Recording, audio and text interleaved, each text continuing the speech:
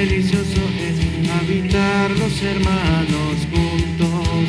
Mirad cuán bueno y delicioso es habitar los hermanos juntos.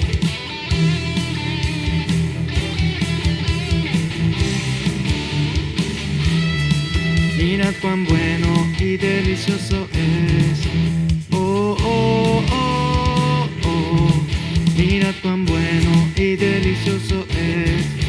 Oh, oh, oh, oh.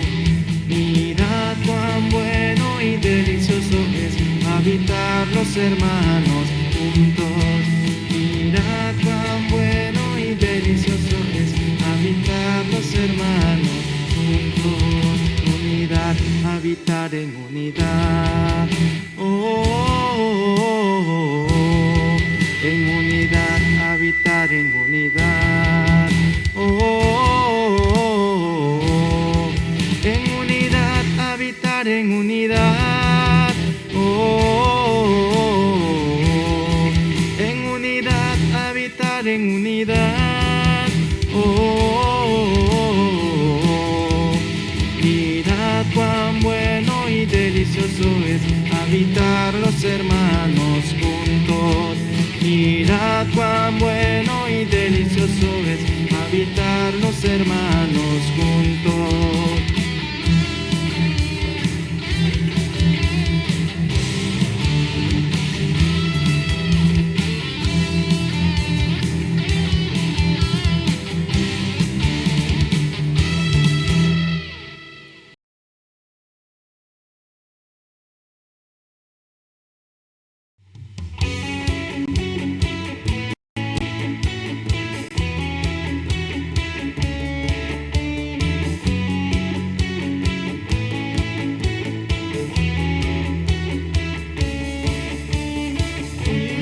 Ciego soy, sé mi luz. En la oscuridad sé mis ojos. Transfórmame a tu voluntad. Hazme escuchar tu Santo Espíritu. Renueva mi mente, oh Dios, apártame del pecado, y si la tentación se acerca, voy corriendo a ti. Cuando temo, si no puedo, voy corriendo a ti, a tu luz junto a ti. Mi alma encuentra paz. Paz en ti.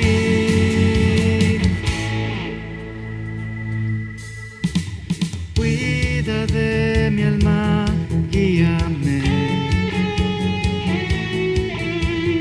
a los pasos de tu palabra.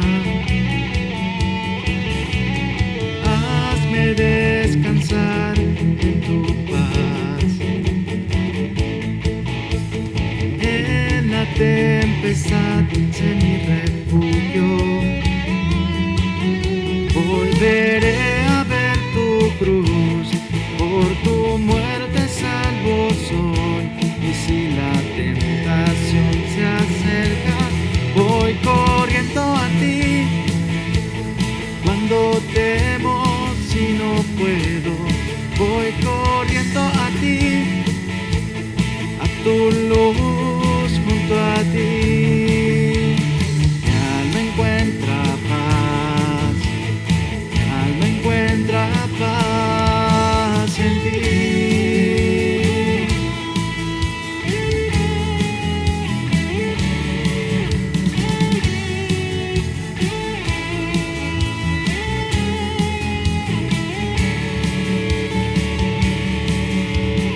Del pecado fui esclavo,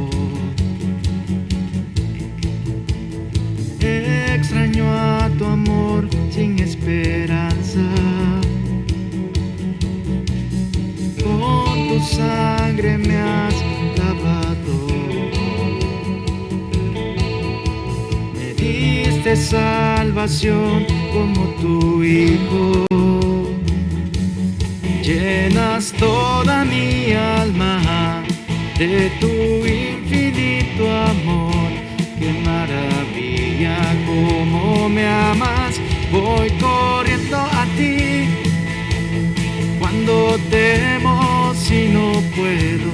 Voy corriendo a ti, a tu luz junto a ti. Mi alma encuentra paz, mi alma encuentra paz en ti.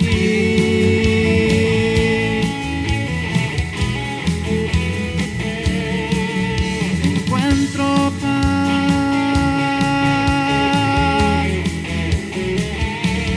Cuando temo, si no puedo, si me pierdo, me hallarás. Si me encuentro en la tormenta, correré y te buscaré.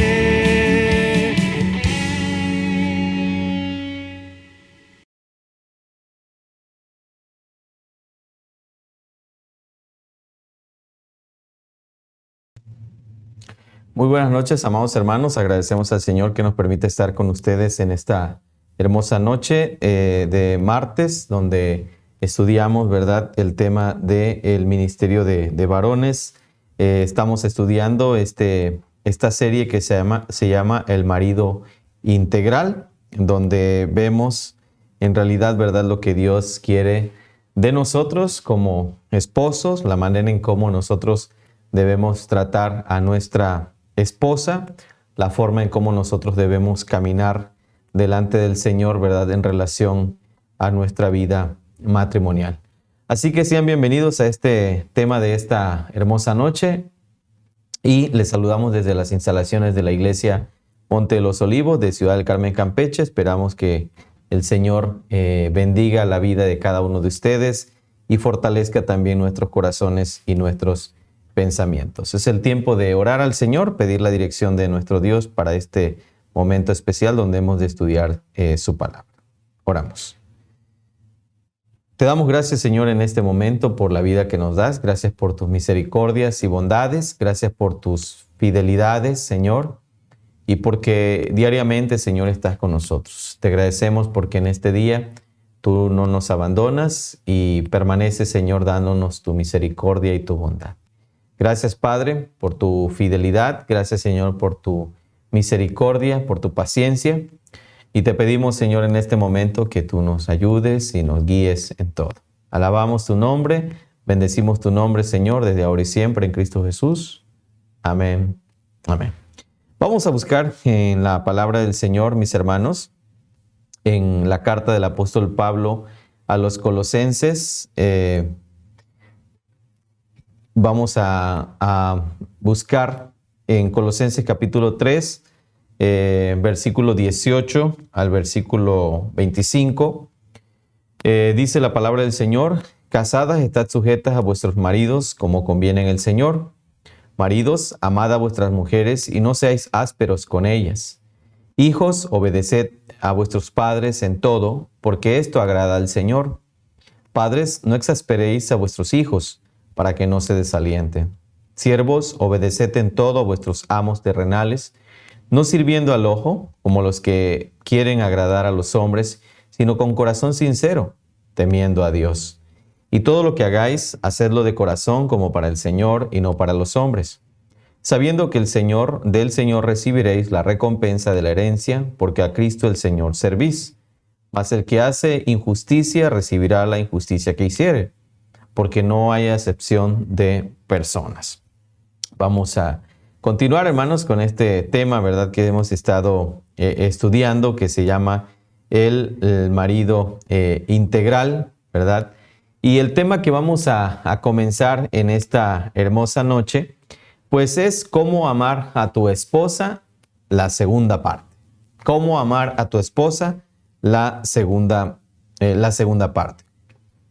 Y Pablo dice en Colosenses capítulo 3, versículo 19, maridos, amad a vuestras mujeres y no seáis, dice la palabra del Señor, ásperos con ellas.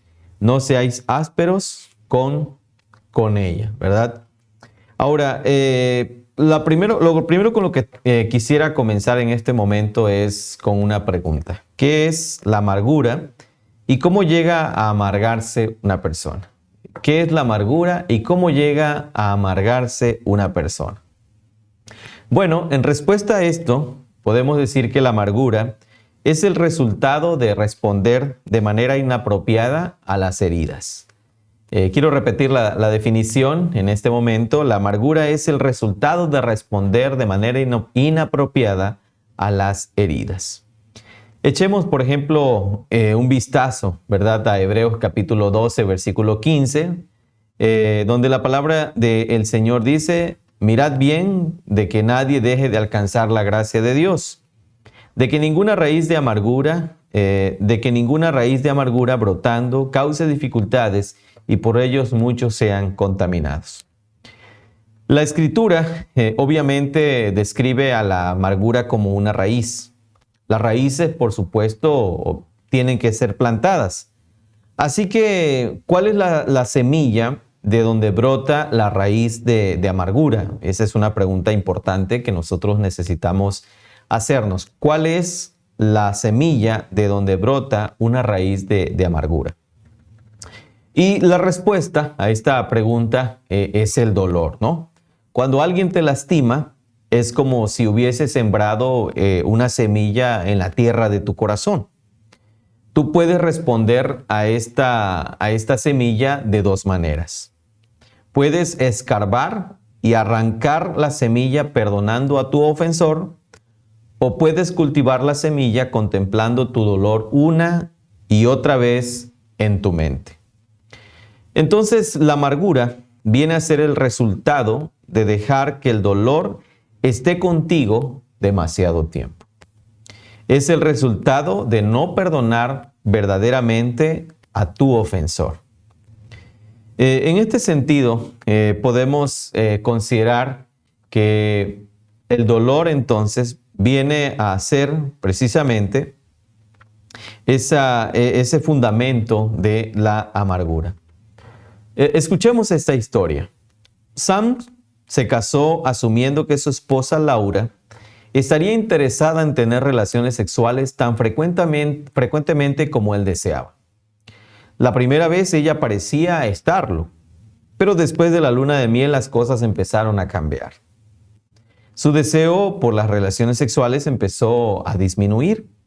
Frecuentemente estaba demasiado cansada para tener sexo o tenía otra razón para no participar. Era difícil que ella iniciara las relaciones y cuando participaba era muy pasiva.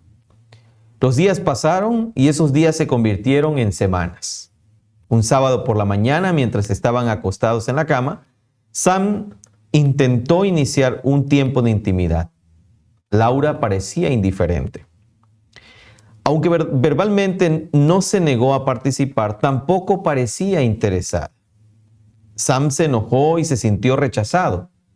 Así de simple, ella sembró esa semilla en su corazón, tal como lo había hecho en varias ocasiones anteriores. Sam se levantó rápidamente de la cama, lanzó su ropa y la pisoteó mientras bajaba las escaleras, furioso y profundamente decepcionado. Ahora, pensemos un poco en el monólogo interno de Sam. Es decir, ¿qué sucede o qué sucedió o cuáles fueron los pensamientos de Sam en ese momento? Es decir, cómo Sam cultivó la amargura. Y quizá usted pueda identificarse en este momento, o podamos identificarnos en este momento con ese proceso donde se alberga, obviamente, la amargura, ¿no? Y comencemos con el monólogo. Sam debió haber removido la semilla, explicándole su decepción a su esposa, perdonándola en cuanto se arrepintiese y buscando con ella una solución bíblica al problema. En vez de que Sam hiciera eso, permitió que su herida le impidiera tomar una acción apropiada. Repasó su ofensa una y otra vez en la mente y como consecuencia se llenó de amargura contra ella. Y aquí viene una pregunta para nosotros. ¿Has hecho esto alguna vez con tu esposa? Es decir, cuando ella te ha ofendido o cuando te ha herido, cuando has sembrado la semilla de una herida en tu corazón, ¿has estado repasando la ofensa una y otra vez en tu mente? Desde luego que lo hemos hecho. Tanto usted como yo hemos pasado por esta situación. Y a esto la palabra del Señor, por supuesto, lo cataloga como pecado. Ahora, ¿cuáles son las evidencias de que un esposo tiene amargura contra su esposa? Y esto de verdad es algo que nosotros como esposos tenemos que analizar. Tenemos que examinar nuestro corazón porque puede ser que quizá la manera en cómo estamos tratando a nuestra esposa, como Pablo dice, ¿verdad? No seáis ásperos. Quizá estamos siendo ásperos con ella porque tenemos una amargura contra nuestra esposa. Y bueno, podemos contemplar en este momento, ¿verdad? Que podemos encontrar muchas evidencias de que tenemos amargura contra nuestra esposa. La pregunta es, he tratado de perdonar a mi esposa por las heridas que me ha causado, pero es muy difícil hacerlo, especialmente porque vuelve a herirme vez tras vez. Es una de las frases o de las oraciones que comúnmente aparecen en nuestra mente. Siempre tratamos de decir, bueno, es que yo he tratado de perdonar a mi esposa por las cosas que me ha hecho, por las heridas que me ha causado, pero es muy difícil hacerlo, es muy difícil perdonar a mi esposa porque pues especialmente lo vuelve a hacer una y otra vez y vez tras vez. Ahora, quizás sea difícil porque no hemos entendido aún lo que significa perdonar. O sea, la razón por la que nosotros decimos que es difícil perdonar es porque no hemos entendido realmente qué significa perdonar. Y quizá tengas, como muchas personas, ¿verdad?, un concepto sentimental del perdón. Y aquí quisiera ver esta parte, ¿no? El concepto sentimental del perdón y el concepto sentimental a veces también del arrepentimiento, ¿no? Mucha gente a veces solamente está viviendo en remordimiento, pero no en arrepentimiento, ¿no? En Hebreos 8:12 dice la palabra del Señor, pues tendré misericordia de sus iniquidades y nunca más me acordaré de sus pecados. Ahora, la pregunta aquí es también, ¿qué es el perdón? El perdón no es un sentimiento, hermanos. En primera instancia, el perdón es el fundamento de una promesa. ¿Por qué es el fundamento de una promesa? Obviamente, cuando el Señor nos perdona, Él no se sienta en el cielo y se emociona, ¿no? Así que el perdón entonces no es en realidad un sentimiento o una emoción. Si así lo fuera, ¿verdad? Nosotros nunca sabríamos si hemos sido perdonados o no. Dios cuando perdona, Él lo deja todo bien establecido y así lo dice. Él lo declara de esta manera. No recordaré tus pecados, como dice en Isaías 43:25, ¿verdad? Y en Jeremías 31:34. Ahora, ¿no es esto para nosotros maravilloso? Cuando Dios perdona, Él nos deja saber que dejará de tener contra nosotros nuestros pecados. Si el perdón fuera una experiencia emocional, no sabríamos si hemos sido perdonados o no. Pero gracias a Dios, ¿verdad?, que sí sabemos, porque el perdón es un proceso en el cual Dios declara que el problema de nuestro pecado ha sido arreglado de una vez por todas. ¿Cuál es esa declaración que Dios ha hecho? ¿Qué es lo que Dios hace cuando se manifiesta diciendo que nuestros pecados han sido perdonados? Dios hace una promesa. Entonces, el perdón no es un sentimiento, el perdón es una promesa. Ahora, cuando tú y yo perdonamos a alguien, le estamos diciendo una promesa que implica tres cosas. ¿Cuáles son esas tres cosas que implica esta promesa de perdón? Primero, estamos prometiendo no volver a mencionar la ofensa de nuevo a la persona en el futuro. Es decir, no usaremos la ofensa en contra de la persona de ninguna manera peyorativa, ¿sí? Peyorativa. Es decir, en segundo lugar, estás prometiéndole no hablar a otros sobre la ofensa. Esto entonces nos lleva a que nosotros cubriremos el pecado con amor, no exhibiremos ante otros lo que ha sido ya cubierto. Tercero, estás prometiéndole no vivir con la ofensa que te hicieron. Este es tal vez el paso más difícil o más importante de los tres. Al prometer no vivir con esa ofensa, estás prometiendo que no cultivarás entonces la herida, trayéndola una y otra vez a tu mente, ¿no? Cuando nosotros no hemos perdonado, estamos trayendo una y otra vez la ofensa a nuestra mente. En lugar de ver el rostro, ¿verdad?, de tu ofensor con una tabla de tiro al blanco, ¿verdad?, lista para enclavarle un dardo justo en medio de los ojos, veremos a esa persona con el letrero en la frente diciendo, yo te he perdonado.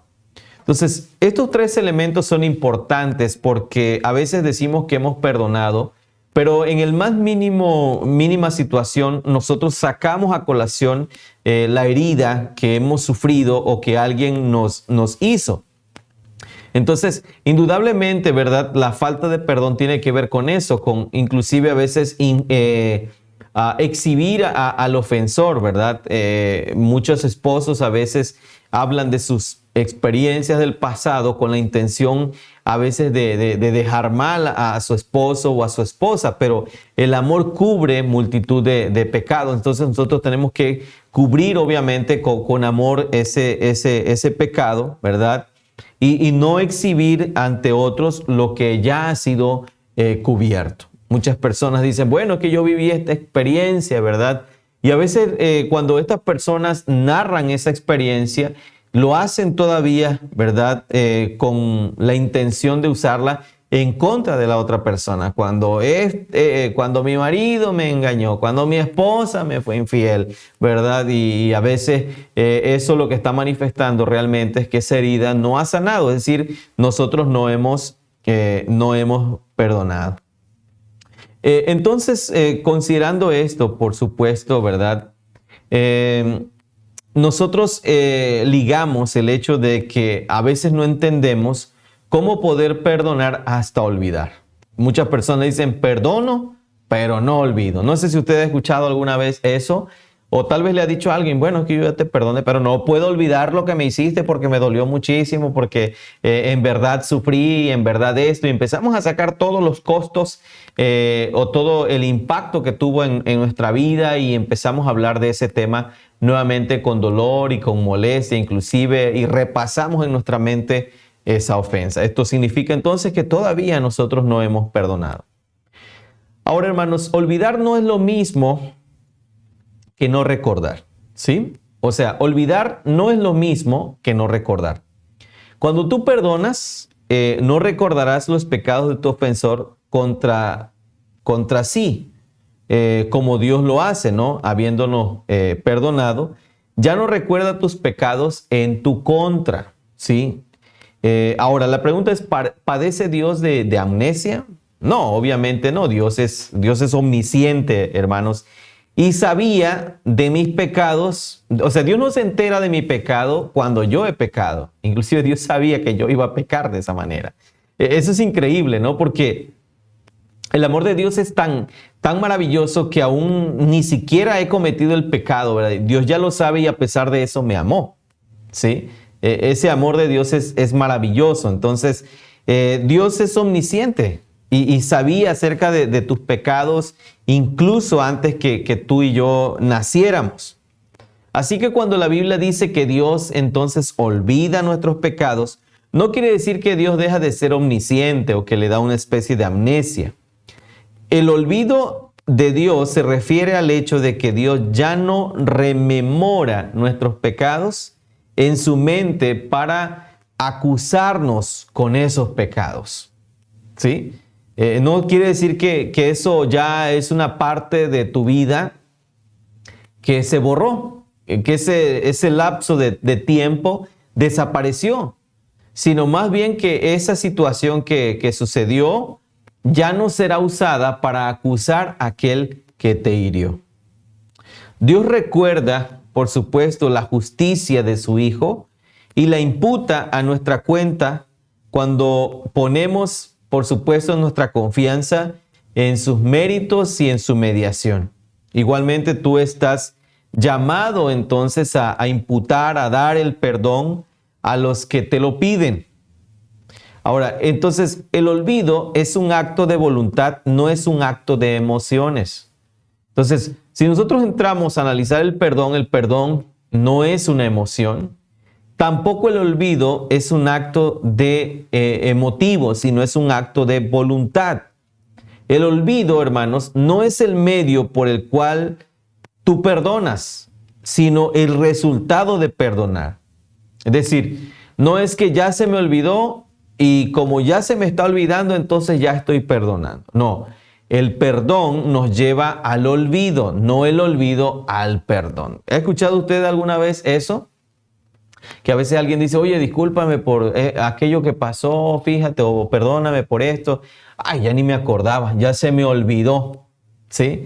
Pero sabemos que eso no es cierto. O sea, realmente en el momento que esta persona tenga algo que cobrarle, alguna ofensa más que cobrarle, o él mismo se equivoque y usted le diga, oye, ¿por qué hiciste eso? Aquella persona va a sacar, ¿verdad?, de su lista, de ahí de recuerdo y dirá, pero es que tú hace tiempo también me lastimaste. Hace tiempo tú también hiciste lo mismo. O lo que tú hiciste fue peor. Entonces, el olvido no nos lleva al perdón. El perdón más bien nos lleva al olvido. Así que el olvido no es el medio por el cual nosotros perdonamos, sino el resultado realmente de que hemos perdonado.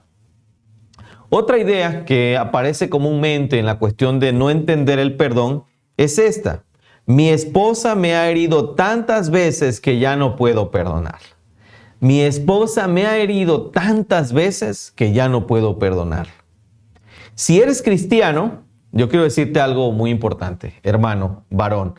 Si tú eres cristiano, tú puedes perdonar. Y no solamente puedes perdonar, debes perdonar. Entonces, los creyentes no tenemos alternativa. O sea, la ley de Dios, la palabra de Dios no es como un menú al cual nosotros llegamos y elegimos qué comemos y qué no comemos. O elegimos qué sí cumplimos o qué no cumplimos. O a qué sí nos sometemos y a qué no nos sometemos. No.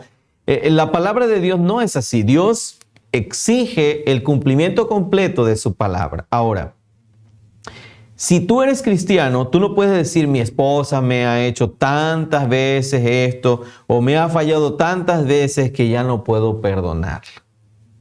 Si tú eres cristiano, tú puedes y debes perdonar. No puedes decir no puedo. El cristiano no puede excusarse en esa idea.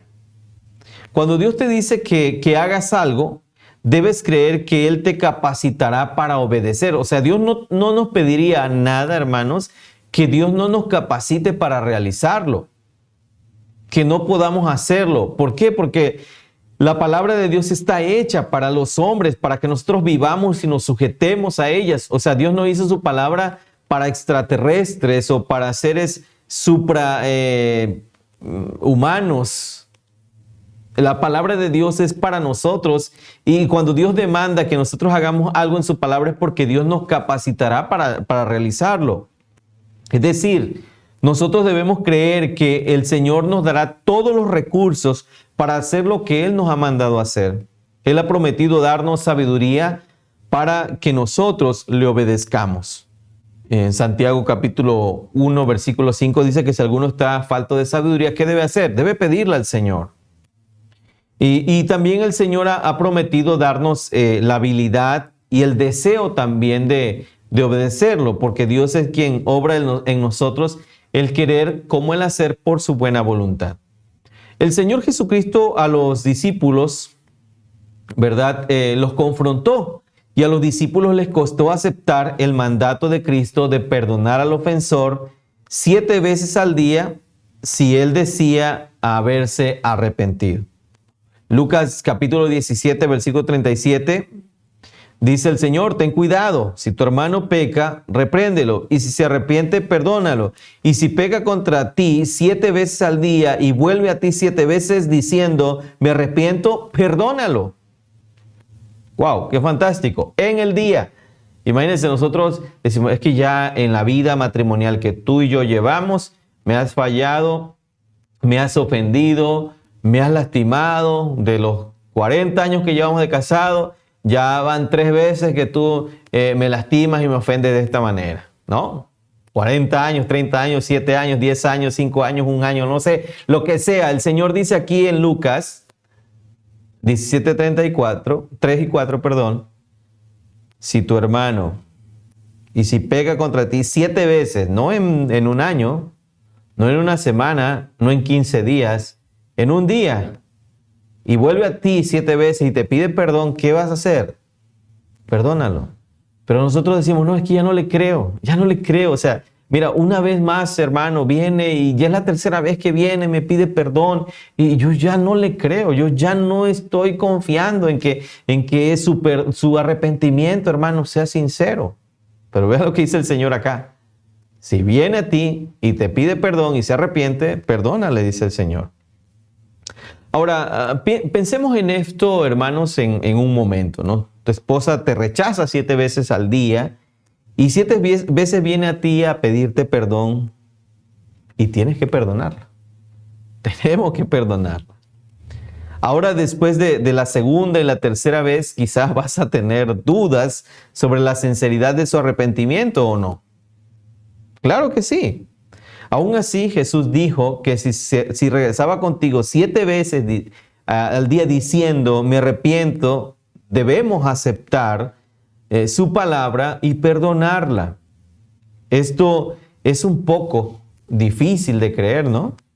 Bueno, los discípulos también fueron incrédulos al oír esto y dijeron, Señor, aumentanos la fe. Ahora, ¿aceptó el Señor la incredulidad de sus discípulos? Ni por un momento lo hizo el Señor. En ese capítulo 17, versículo 6 al 10, el Señor les dijo, si tuvieras fe como un grano de mostaza, dirías a este sicómoro, desarráigate y plántate en el mar, y os obedecería. ¿Quién de vosotros tiene un siervo arando o pastoreando ovejas y cuando regresa del campo le dice, ven enseguida y siéntate a comer? ¿No le dirá más bien, prepárame algo para cenar y vístete adecuadamente y sírveme hasta que haya comido y bebido y después comerás y beberás tú? ¿Acaso le da gracias al siervo por lo que hizo que se le ordenó?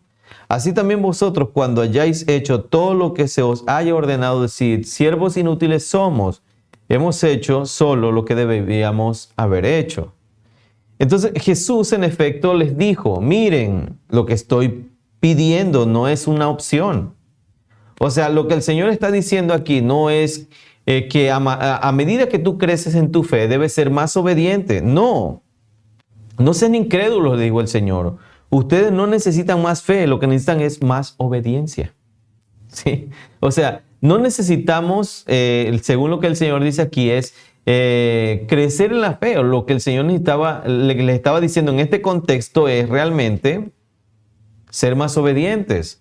O sea, no es que nosotros digamos, Señor, ayúdanos a tener más confianza en que eso que está diciendo mi esposa, de que está arrepentida, realmente, ayúdame a creerle a mi esposa. No es eso lo que Dios está diciendo, que nosotros debemos tener fe para creer que nuestra esposa está siendo sincera cuando dice, perdóname, o cuando ella se arrepiente. No, lo que el Señor está diciendo es, nosotros necesitamos ser más obedientes, es decir, tú necesitas perdonar, ¿sí? Es importante saber que lo que el Señor les está diciendo aquí es que ellos o nosotros debemos hacer el trabajo que se nos demanda, en este caso la palabra. En este caso vemos, por supuesto, que en la parábola, por ejemplo, de Mateo capítulo 18, versículo 21 al 35, que es la parábola de los 2 deudores. En esta parábola, el rey, en esta parábola que es Dios el Padre, ha perdonado a un siervo, es decir, al cristiano, de una deuda que era tan grande que nunca podría haberla pagado. Esta deuda es representativamente de lo incalculable e incomprensible deuda del pecado que nosotros le debemos a Dios y que nunca hubiésemos podido pagar.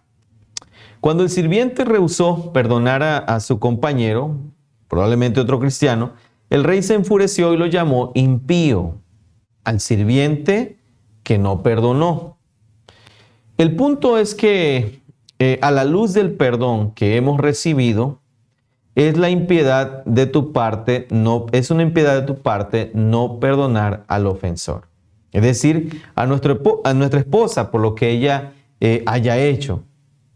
Ahora, cuando comparas las ofensas triviales por las que debes perdonar a tu esposa con las enormes y eternas ofensas que hemos cometido contra un Dios santo, este punto es completamente irrefutable. Ahora, ¿tiene el perdón un límite? No, Dios no nos llama a perdonar con límites.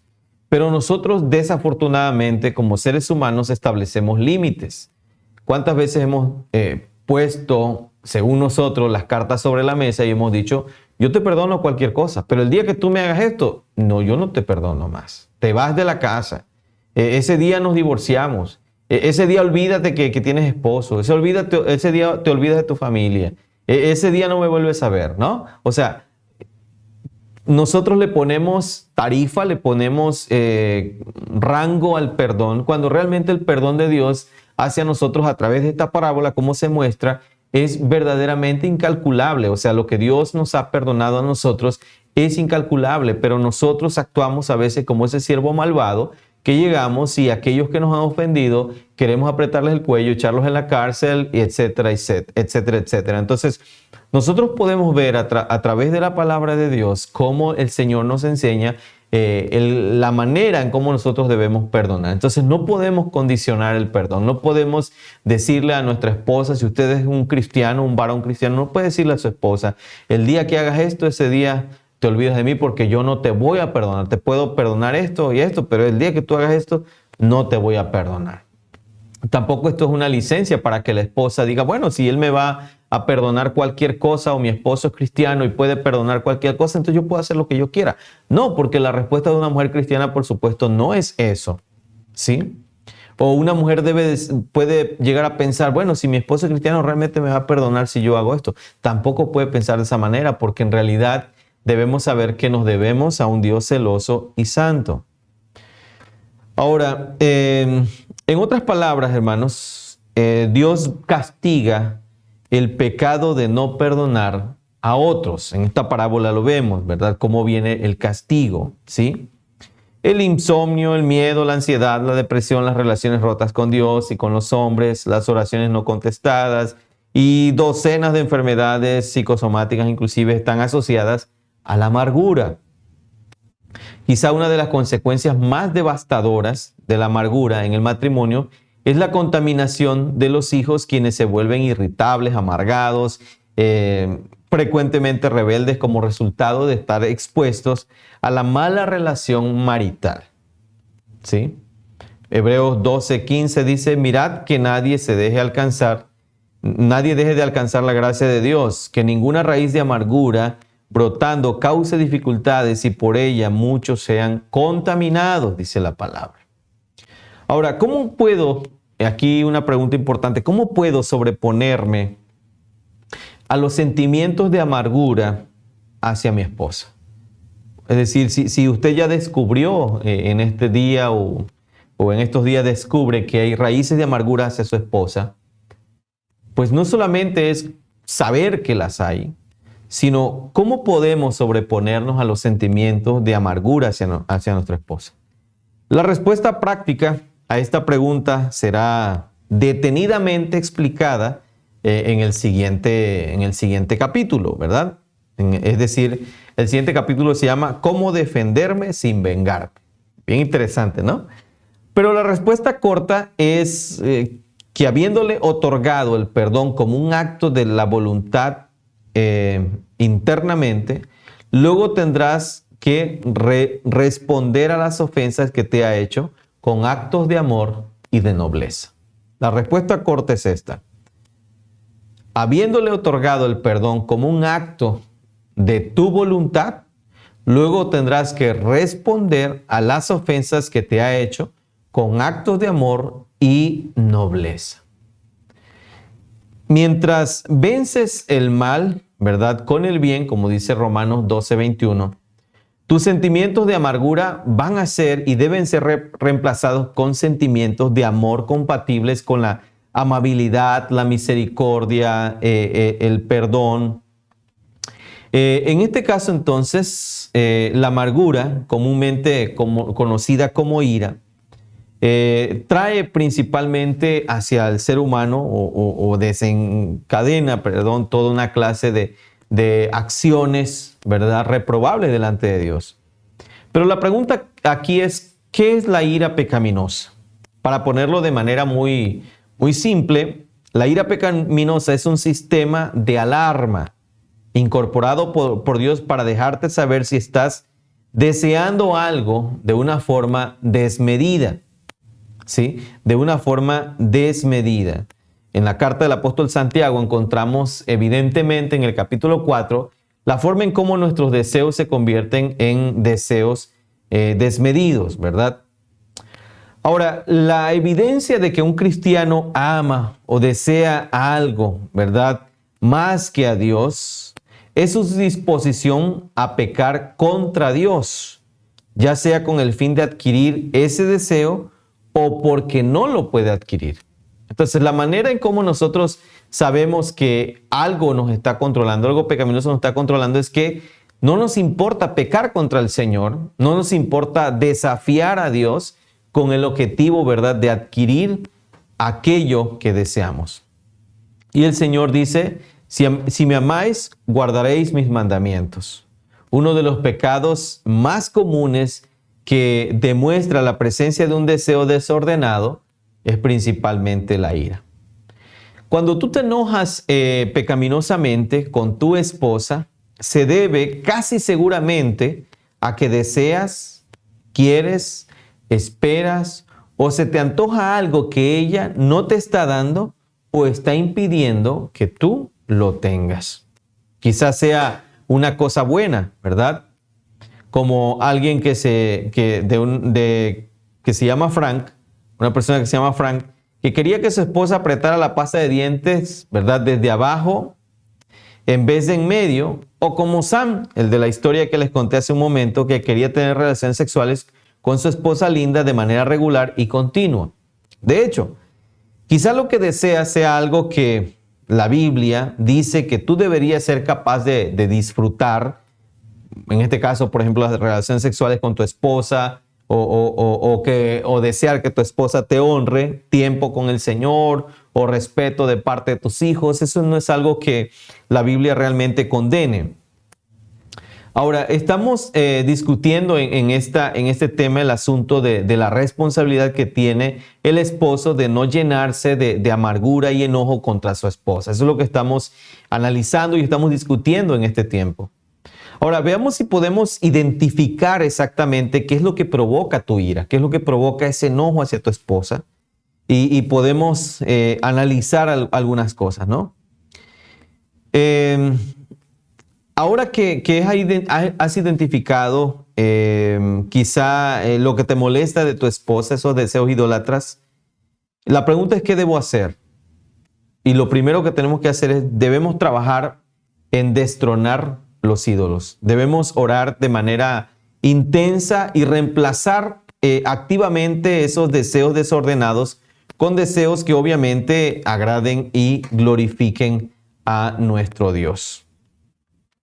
Y no a nosotros mismos, ¿no? Debemos de aprender a cambiar nuestra manera de pensar acerca de nuestros deseos y la medida en que esperamos que nuestra esposa los satisfaga.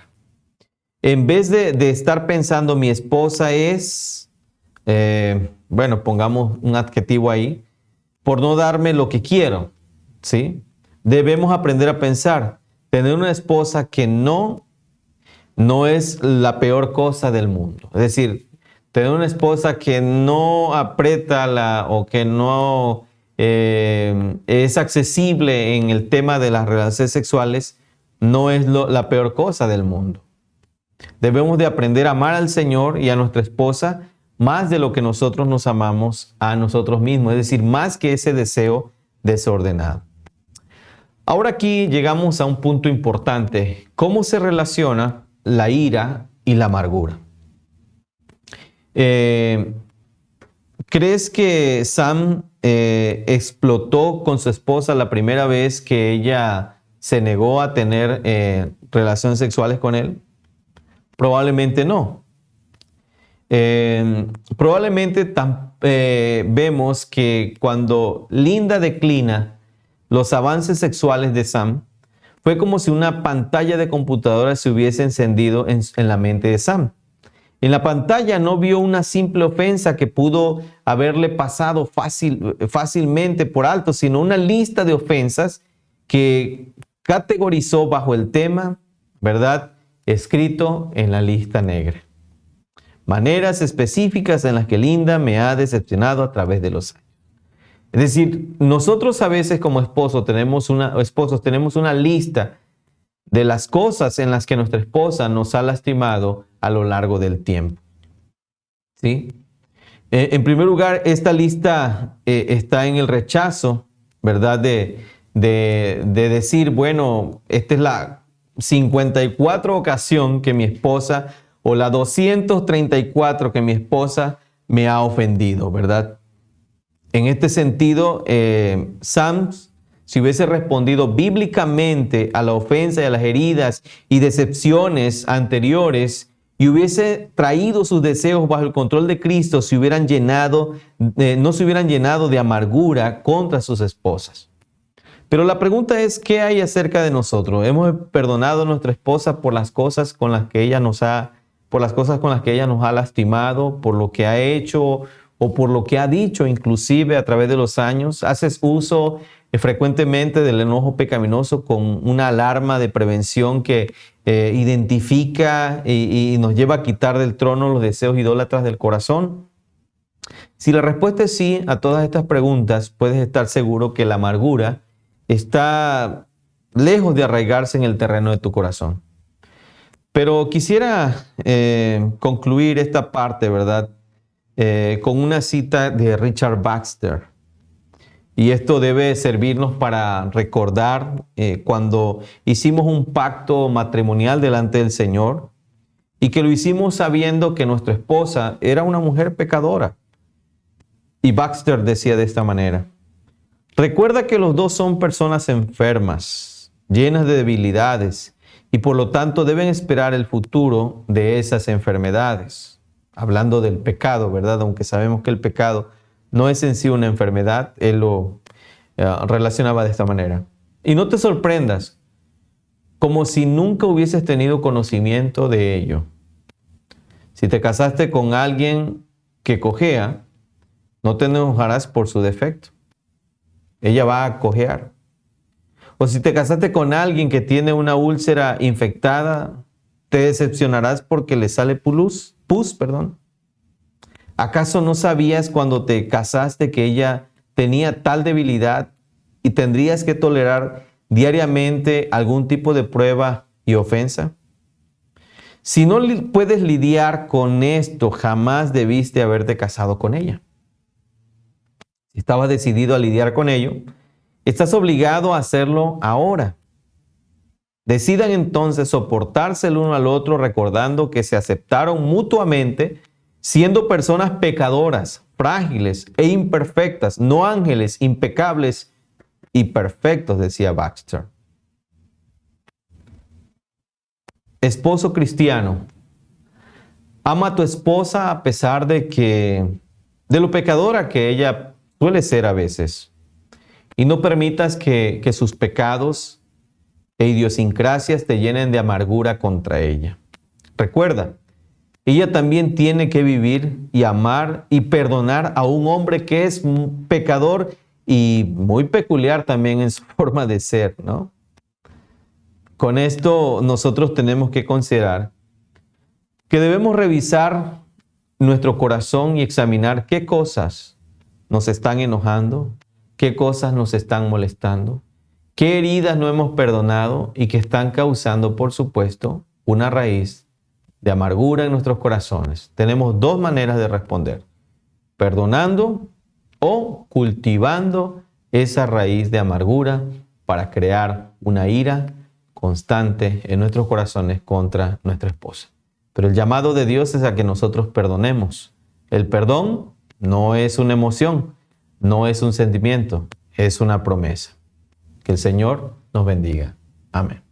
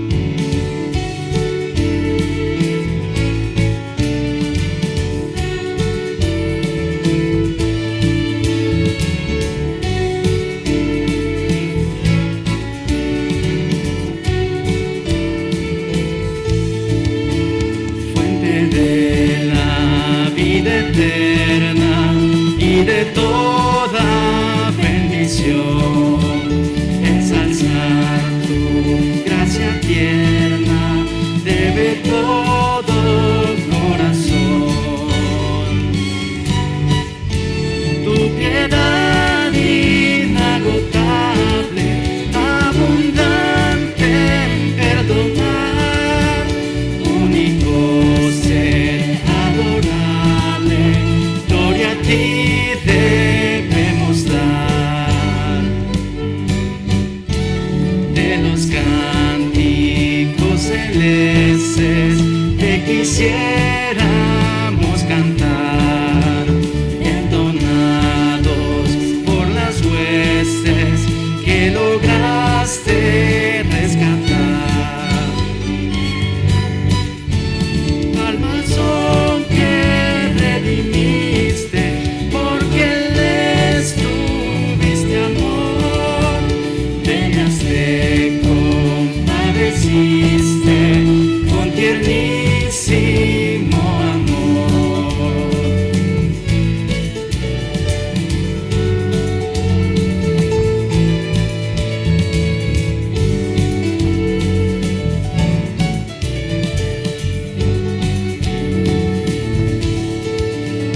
Toma nuestros corazones, llénalos de tu verdad, de tu espíritu los dones y de toda santidad. Guíanos en la obediencia, humildad, amor y fe, nos ampare tu clemencia, Salvador propicio ser.